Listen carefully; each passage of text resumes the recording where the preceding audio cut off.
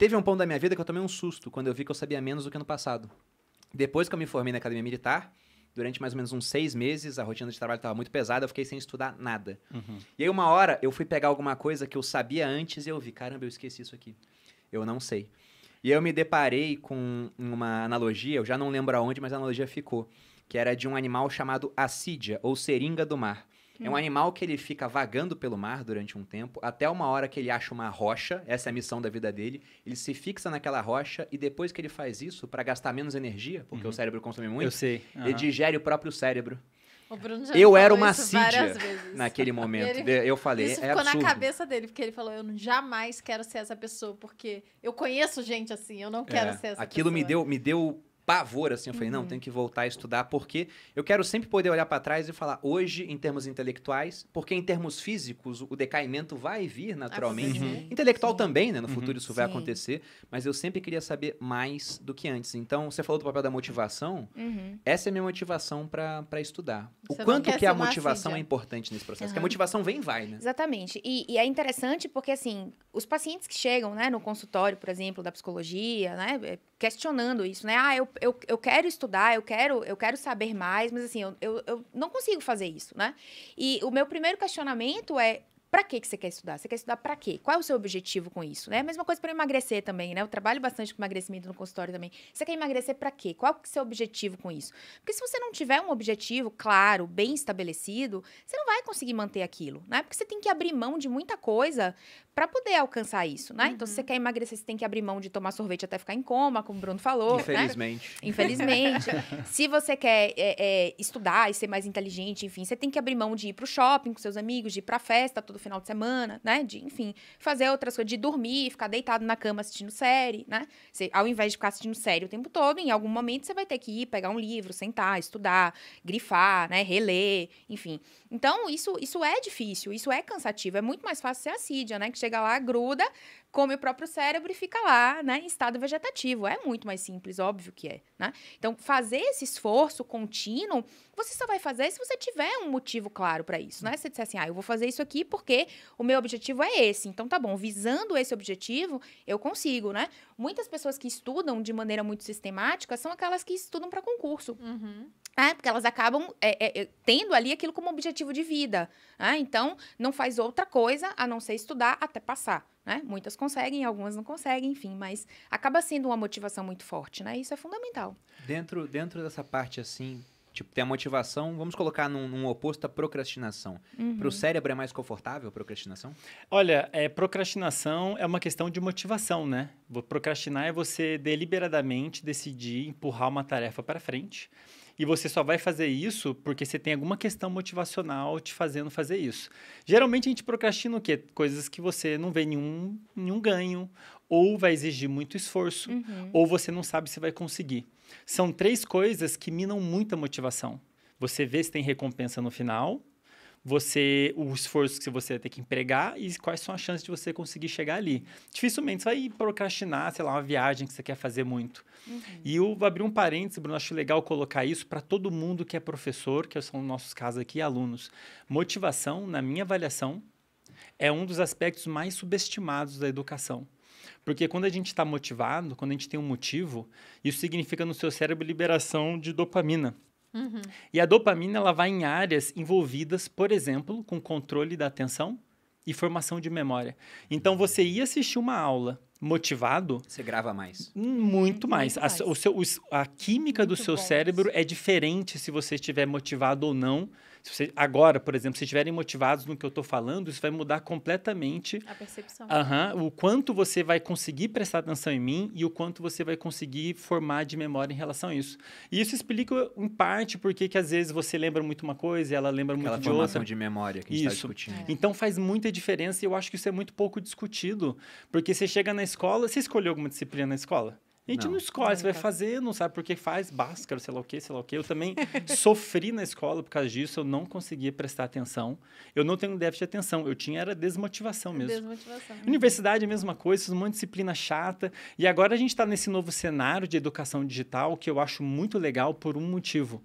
As pessoas escolhem. Exatamente. Uma vez eu vi o Jota comentando isso, que ele já foi professor. Ele falou, cara, o pessoal aqui não quer me ver. Daí, na hora que você vai pro digital, as pessoas não só te escolheram, como elas estão pagando. Exatamente. O estado motivacional dos alunos, e eu estou percebendo isso agora, esse ano, né? Que eu agora dou aula na universidade, em alguns cursos... Putz, na universidade, alguns são obrigados e na rede social o pessoal te assiste porque quer. O comportamento do aluno é diferente. Assim, é um negócio absurda a diferença. E o que explica isso tudo? Motivação que, por sua vez, tem a ver com uma mudança química no cérebro. Total, né?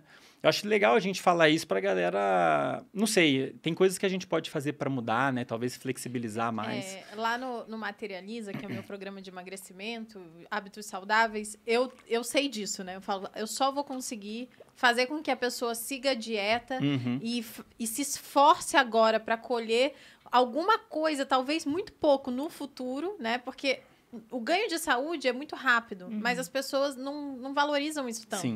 Então, elas valorizam o emagrecimento, elas valorizam a estética, a bunda dura, né? A barriga sequinha e tal.